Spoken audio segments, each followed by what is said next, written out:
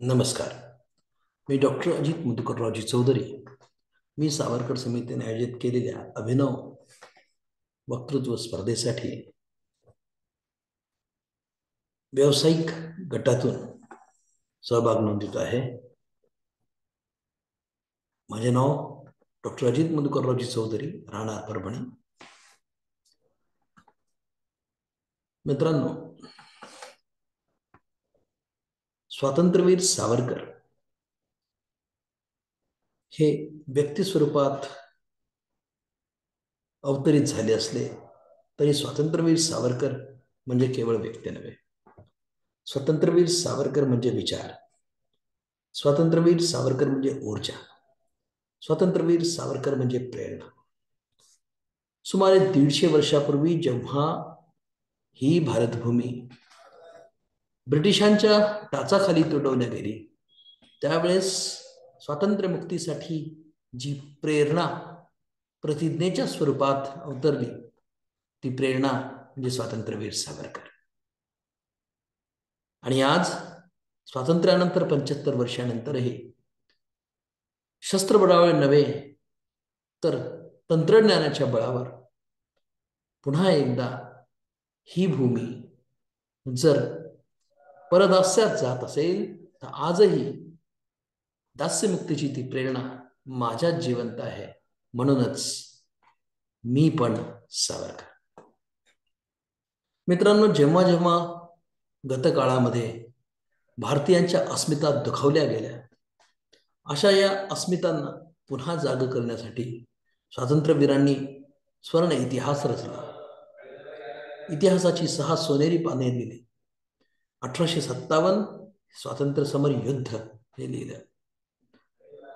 स्वातंत्र्यवीर सावरकरांनी इतिहास रचून एक दिशा दाखवली. व्यक्तीच्या आणि राष्ट्राच्या उज्ज्वल इतिहासाकडे पाहण्याची दिशा. आणि आजही जेव्हा परशक्ती, परराष्ट्रीय शक्ती, आतंकवादी शक्ती या राष्ट्राला, या देशाला पुन्हा एकदा गुलामगिरीच्या अंधकारात, निराशेच्या अंधकारात झोकाळू पाहत आहेत, तेव्हा ती दिशा आजही माझ्याच जागी आहे, आजही तुमच्याच जागी आहे. म्हणूनच आजही आपल्याला असं म्हणता येईल की होय, मी पण सावरकर. मित्रांनो, बंदिस्त असलेल्या, निद्रिस्त असलेल्या समाजाला सावरकरांनी समाज प्रबोधन घडवले. हे समाज प्रबोधन त्यांनी साहित्याच्या माध्यमातून घडवले, नाटकांच्या माध्यमातून घडवले आणि कवितेच्या माध्यमातून घडवले. प्रतिभाशक्ती ही समाज जागृतीसाठी सुद्धा वापरले जाते, हे दिशादर्शन स्वातंत्र्यवीर सावरकरांनी दिलं. स्वातंत्र्यवीर सावरकर म्हणजे दिशा, समाज प्रबोधनाची शक्ती. अनिष्ट चाली रूढीवरती बहिष्कार म्हणजे स्वातंत्र्यवीर सावरकर. आणि आज देखील स्वातंत्र्य प्राप्तीनंतर आपण जातीपातीचं राजकारण वाढताना दिसत आहे, धर्मांधतेचा कळस गाठताना दिसत आहे. आणि अशाही वेळेस पुन्हा एकदा ती ललकार, त्या जातीच्या राजकारणाला छेद देण्याची ललकार आणि या धर्मांधतेला छेद देण्याची प्रतिज्ञा, वज्राघात अजूनही मला विचार रूपाने माझ्यात सावरकरांनी ठेवला आहे. म्हणूनच मी पण सावरकर.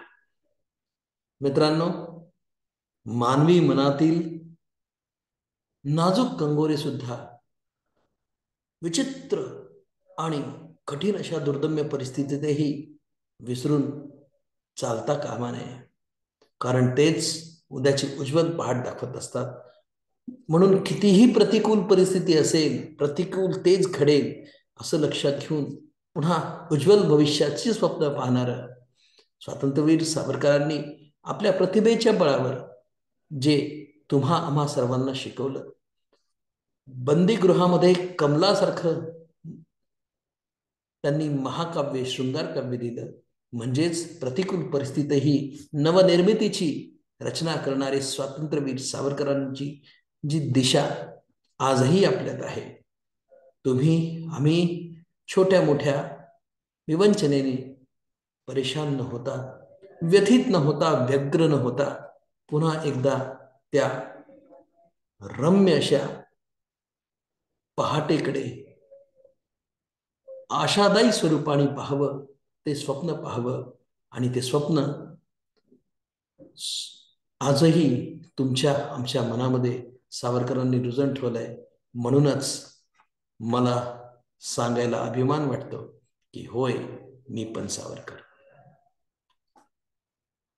जेव्हा प्रत्येक राष्ट्र हे स्वतःच्या अस्तित्वासाठी लढत होतं, जेव्हा प्रत्येक देश हा स्वतःसाठी लढत होता, त्यावेळेस सावरकरांनी एक दृष्टी दिली. ही दृष्टी वसुधैव कुटुंबकमची होती. सावरकर म्हणत होते की जोपर्यंत हे विश्वची माझे घर अशी भावना होणार नाही, आणि जेव्हा ती भावना साकार होईल, तेव्हा आपोआपच प्रादेशिक आणि राष्ट्राची बंधनेही आपोआप गळून पडतील, असा वैश्विक दृष्टी देणारा नेता सावरकर होते. म्हणजे सावरकर ही एक वसुधैव कुटुंबची वैश्विक दृष्टी. आणि आज या ग्लोबलायझेशनच्या माध्यमातून पुन्हा एकदा जग एकत्र येण्याच्या मार्गावर उभं आहे, आणि जगाला स्वार्थ सोडून पुन्हा एकदा एकत्र विश्व कुटुंबाप्रमाणे राहण्याची गरज आपल्याला भासते असं जाणवतंय. आणि अशा वेळेस ती दृष्टी देणारे सावरकर अजूनही आमच्यात आहेत. म्हणूनच मला वाटतं की मित्रांनो, मी पण सावरकर. प्रत्येक राष्ट्राच्या सीमा ह्या सुरक्षित तेव्हाच असतात ज्या त्या स्वबळावर आखल्या जातात, सुसज्ज अशा केल्या जातात. आणि आज जग हे सर्व अनुभवत आहे.